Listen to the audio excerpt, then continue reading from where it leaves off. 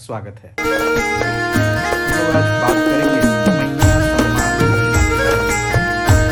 अभी राष्ट्रीय सागर में इंडिया टीम की मेंबर रानी राज जी का एक आर्टिकल इसमें आया है आज ही, तो हम लोग इसी का एनालिसिस करेंगे। ये जेपीएससी इंटरव्यू के लिए काफ़ी इम्पोर्टेंट है। तो आइए देखते हैं मैया सम्मान योजना के बारे में आखिर इन्होंने क्या लिखा है। कुछ नई चीज़ों को भी हम लोगों ने ऐड किया है, तो उसी को हम लोग देखेंगे। ये राष्ट्रीय सागर के आज के संपादकीय पेज में छपा हुआ है। मैया सम्मान योजना को जैसे कि आप लोग जानते हैं, चुनाव के समय से ही, उससे पूर्व ही 2024 विधानसभा चुनाव से पूर्व ही माननीय मुख्यमंत्री हेमंत सोरेन द्वारा इसको 1000 रुपीज़ के साथ शुरू किया गया था, जो अभी वर्तमान में 2500 रुपये प्रति माह दिया जा रहा है 18 से 50 वर्ष की महिलाओं के बीच में। इस योजना के लागू होने के बाद और उसके बाद जो चुनाव हुआ और चुनाव के दौरान 2500 रुपया प्रति माह देने की जो वादा किया गया था, उसके कारण विधानसभा चुनाव में कई कीर्तिमान रचे गए। जेएमएम 34 सीटों के अब तक अपने इतिहास में सबसे बड़ी पार्टी के रूप में उभरी।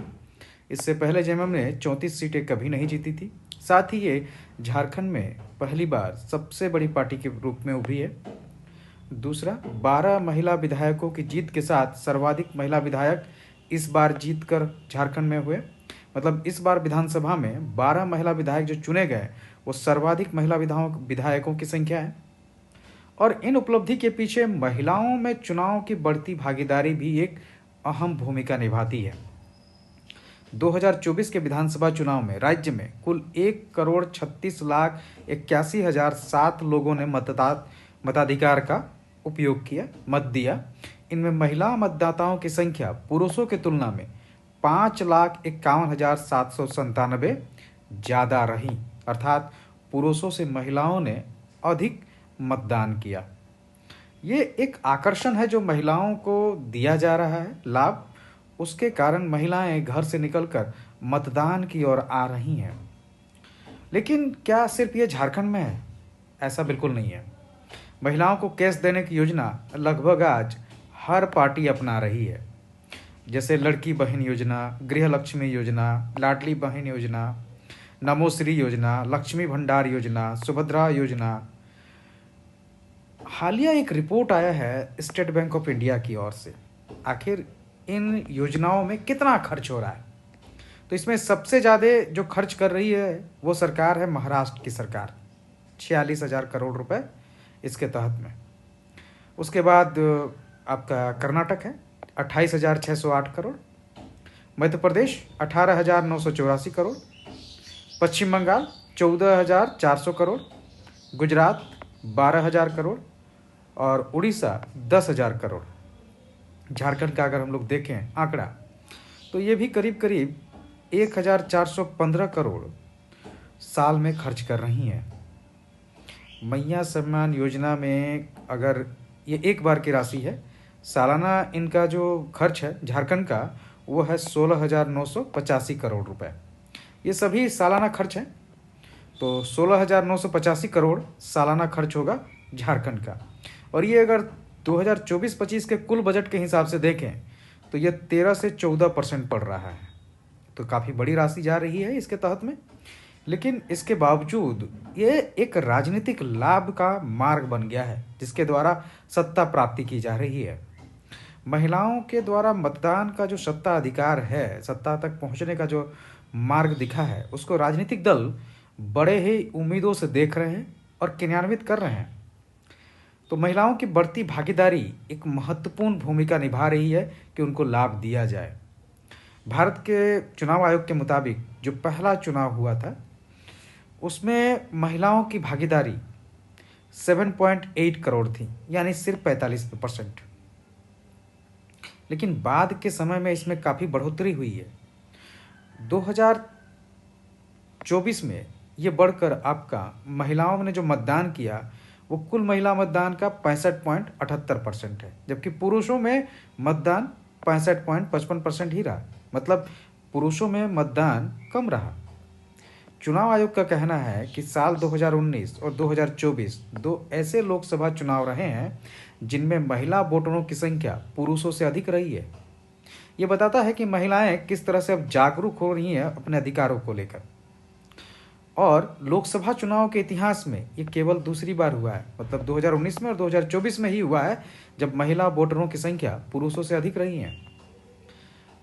इसको भले विपक्ष पार्टियां जो भी राज्य में रही हैं वो कोसती हो, फ्री बीज के नाम पर इस पर टीका टिप्पणी करती रही हो, लेकिन वही विपक्ष की पार्टियां अपने राज्यों में इसका इस्तेमाल भी करती रहीं। चाहे बीजेपी, कांग्रेस, आप भी अभी इस नए विचार को लेकर दिल्ली चुनाव जीतने का प्रयास कर रही हैं। तो इससे इनकार नहीं किया जा सकता है कि इससे जो है इस तरीके को लगभग हर पार्टी प्रयोग कर रही है। इसके लाभ हैं, कई लाभ हैं। राजनीतिक लाभ तो है ही, सत्ता तक पहुंचने का ये एक सबसे बड़ा साधन बन गया है। इसके अलावा महिलाओं को चूंकि अवसरों की कमी है, सरकार उसमें बहुत ज़्यादा काम नहीं कर पा रही है। उनके खिलाफ हिंसा हो या उनको शिक्षा को लेकर अवसर देने की बात हो, नौकरी देने की बात हो, इन सब में सरकारें कहीं ना कहीं पिछड़ी हैं। तो ये कैश ट्रांसफ़र एक तरह से आर्थिक मुआवजा देने के तौर पर भी देखा जा सकता है। जो अनुदान दिया जा रहा है उनको आर्थिक स्वतंत्रता दिला रहा है। महिलाएं अपने इच्छा अनुसार इस पैसे को खर्च कर सकती हैं। ये एक तरह से उनमें कॉन्फिडेंस ला रहा है। समाज में बराबरी की जिस दर्जे की बात कर रहे हैं वो बराबरी का दर्जा ये अनुदान दिलाता है। झारखंड में ग्रामीण क्षेत्र में ये छोटी राशि भी एक महत्वपूर्ण भूमिका निभाती है, क्योंकि ग्रामीण क्षेत्र में खर्च को बढ़ा करके ये ग्रामीण अर्थव्यवस्था में गति ला रही है। ठीक वैसे ही जैसे मनरेगा ने ग्रामीण अर्थव्यवस्था में गति लाई थी। ग्रामीण उद्योग को और व्यापार को ये बढ़ावा दे सकता है, क्योंकि महिलाओं के पास जब पैसे आएंगे तो फिर वो इसको सही चीज़ों में अर्थात घरेलू चीज़ों में खर्च करेंगी। ज़्यादातर पुरुषों के कई बार उनके अलग अलग कामों में भी खर्च होते हैं, जैसे शराब, इन सब में भी, लेकिन महिलाओं पर इनकी मात्रा ना के बराबर है। 18 से 50 वर्ष की आयु वाली पीढ़ी जो होती है ये सर्वाधिक कार्यशील जनसंख्या है। तो इसकी संभावना भी है कि इस तरह के अनुदानों का वे किसी व्यापार, बिजनेस या कुछ नया करने में उपयोग करें। महिलाएं साधारणतया खर्च के मामले में काफ़ी होशियार होती हैं, और ये पैसा जो जा रहा है वो महिलाएं बच्चों के पोषण में भी खर्च कर सकती हैं, शिक्षा में भी खर्च कर सकती हैं। वो अपने पोषण के लिए और स्वास्थ्य के लिए भी खर्च कर सकती हैं, क्योंकि साधारणतया देखा जाता है कि पुरुषों के द्वारा जो आय होता है उस खर्च का बहुत थोड़ा हिस्सा महिलाओं के स्वास्थ्य और पोषण पर खर्च होता है। झारखंड में अभी भी एनीमिया जैसी बीमारी सर्वव्याप्त है, काफ़ी बड़े पैमाने पर फैली हुई है, और इसका मेन कारण कुपोषण है। तो महिलाओं को जो ये अनुदान मिल रहा है ये महिलाओं के स्वास्थ्य और पोषण को भी सुधार सकता है। राजनीतिक भागीदारी में वृद्धि होगी, क्योंकि महिलाएं इसके कारण अब सभा, जुलूसों, इन सब में भागीदारी ले रही हैं। साथ ही साथ उनमें राजनीतिक चेतना का भी विकास हो रहा है। लिंग असमानता में कमी आएगी। बराबरी का एहसास सिर्फ इसलिए नहीं कि उनको आरक्षण दिया जाए या महिलाओं को हर जगह पर बराबरी की बात की जाए, साथ में उनमें खर्च होने की क्षमता भी होनी चाहिए। उनके पास कुछ पैसे अगर हों जिसको वो अपनी स्वतंत्र विचारधारा के साथ खर्च कर सकें, तभी ये बराबरी का एहसास उनके मन में आएगा। लेकिन ऐसा नहीं कि सिर्फ लाभ ही हैं, कुछ हानि भी हैं।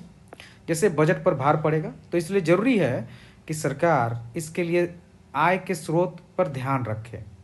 ये युवा पीढ़ी को आश्रित भी बना सकता है, क्योंकि एक घर में अगर 4 महिलाएं हैं तो 10,000 रुपये अगर आ रहे हैं तो घर का खर्च चल सकता है। ये किसी और कामों के लिए नहीं जा सकते हैं।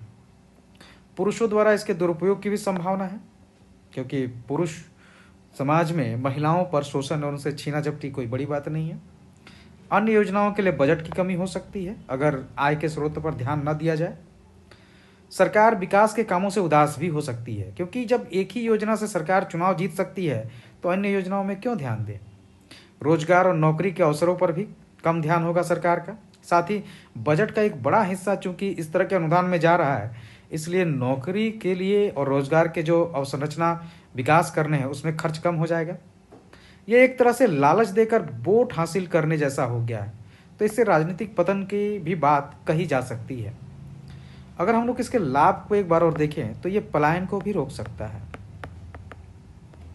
साथ ही चूंकि महिलाएं झारखंड छोड़कर दूसरे राज्यों में काम के लिए न जाएंगी, जिसके कारण उनका आर्थिक, मानसिक और शारीरिक शोषण भी कम होगा। सुझाव क्या हो सकते हैं? तो सुझाव जो रानी मैम ने दिए हैं कि लाभों की प्राप्ति के लिए आवश्यक है कि सरकार कर्ज में ना डूबे, उनको आय के स्रोतों पर ध्यान देना होगा। साथ ही बुजुर्गों, विधवाओं और विकलांगों के सार्वजनिक पेंशन को भी बढ़ाकर 2500 करने की आवश्यकता है, क्योंकि अपनी असक्षमता में उनके पैसे की सर्वाधिक जरूरत होती है। साथ ही साथ नौकरी और रोजगार पर ध्यान देने की बात कही है, क्योंकि बेरोजगार युवा संसाधन पर सरकार का ध्यान अगर न गया तो ये बेरोजगार युवा एक समस्या भी हो सकते हैं। मानव संसाधन अगर उसको रोजगार मिला तो वो देश के विकास में काम करता है, तो इसलिए ज़रूरी है कि सरकार इनके नौकरी और रोजगार पर भी ध्यान दे। धन्यवाद। ये टॉपिक आपके जेपीएससी इंटरव्यू के लिए काफ़ी इम्पॉर्टेंट है, तो आप इसको देख सकते हैं। दुमकुड़िया क्लासेस लगातार जारी हैं। दुमकुड़िया क्लासेस हम लोगों की जो ऑनलाइन क्लासेस हैं वो 7 से 7 PM से 9 PM चल रही हैं। ये ऑनलाइन क्लासेस हैं और इस टॉपिक को एक बार आप ज़रूर पढ़ लीजिए, क्योंकि हो सकता है ये इंटरव्यू में पूछे जाएं। धन्यवाद।